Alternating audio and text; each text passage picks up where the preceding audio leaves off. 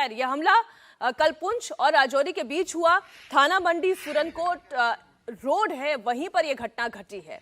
सेना का काफिला यहां से सर्च ऑपरेशन के लिए गुजर रहा था जब काफिला डेरा की गली और बुफलियास के बीच धलतियार मोड़ के पास हुआ। धतियार मोड़ जो कि एक बहुत ही तीखा मोड़ है, तीखा मोड़ होने के कारण काफिले की स्पीड यहां पर बहुत कम थी। तभी वहां पर जंगलों में घात लगाकर आतंकियों ने फायरिंग शुरू कर दी। सेना के सूत्रों के मुताबिक आतंकी हमले के बाद मौके पर सेना के जवानों और आतंकियों में आमने सामने की लड़ाई हुई। बताया जा रहा है कि जवानों ने जमकर आतंकियों का मुकाबला किया और यह भी कहा जा रहा है कि इसके बाद आतंकी जवानों के हथियार लेकर भी यहां से भागने में कामयाब रहे। सेना ने आर्टिकल 370 हटने के बाद से जम्मू कश्मीर में आतंकवाद की कमर तोड़ दी है। रोज रोज आतंकियों के मारे जाने की खबरें भी आती रहती हैं। इसके बावजूद आतंकी गिने चुने मौके पर सेना पर हमला करने में कामयाब हो रहे हैं। पिछले 26 महीने में पुंछ और राजौरी में सेना के 20 जवान शहीद हुए हैं। 11 अक्टूबर 2021 को पुंछ के चमरेज में आतंकी हमले में जेसीओ समेत 5 जवान शहीद हुए थे। 2021 में ही 20 अक्टूबर को पुंछ में हुए एक और आतंकी हमले में 6 जवानों की शहादत हुई थी। इसके बाद 20 अप्रैल को 5 जवानों ने अपना सर्वोच्च बलिदान दिया और कल शाम पुंछ के डेरा की गली में फिर आतंकियों ने सेना के काफिले को निशाना बनाया।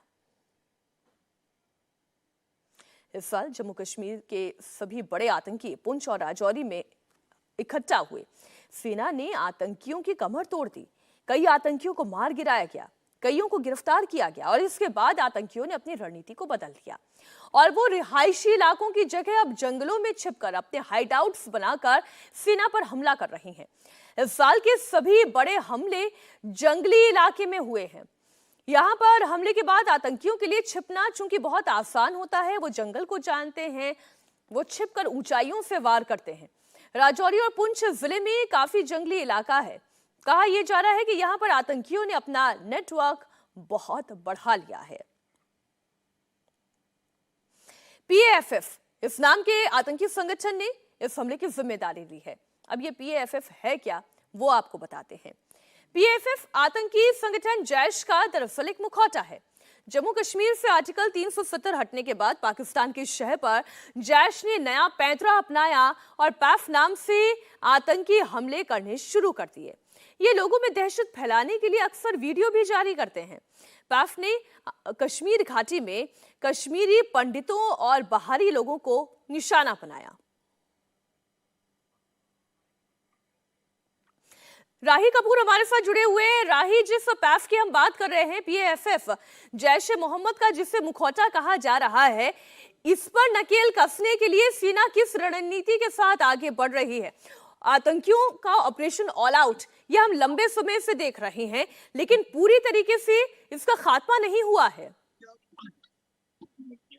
बिल्कुल मीनाक्षी, ये जो पीएएफएफ है इस पर लगातार जो है वो भारतीय सेना या अन्य सुरक्षा एजेंसियां जो है वो नकेल कस रही हैं। और अभी अगर पिछले कुछ महीनों की बात करें, राजौरी और पुंछ जिले के अंदर जो है सबसे ज्यादा आतंकवादी जो घटनाएं हैं वो देखने को मिली है। तो ऐसे में जो है वो सुरक्षा बलों को कामयाबी भी मिली है, कई आतंकवादियों को मार भी गिराया गया है। लेकिन ये लगातार अब इन आतंकवादियों की एक नई स्ट्रैटेजी है कि ये घटना को अंजाम देने के बाद एकदम से जंगल में छिप जाते हैं। जंगल में छिपना इनके लिए बड़ा आसान होता है क्योंकि जंगल के अंदर कुछ ऐसी केव्स होती हैं, नेचुरल केव्स होती हैं। उन केव्स के अंदर जो है इन्होंने हाइड आउट बनाए होते हैं और उन हाइड आउट्स में कई बार जो है वो आईडीज भी लगाई जाती है ताकि अगर उन हाइड आउट्स तक सुरक्षा बल पहुंचते हैं ताकि वहां पर किसी बड़ी घटना को अंजाम दिया जा सके। इसलिए सुरक्षा बल उस जंगल के इलाके को पूरी तरीके से घेराबंदी करके जो है वो सावधानी से वहां पर कदम रखते हैं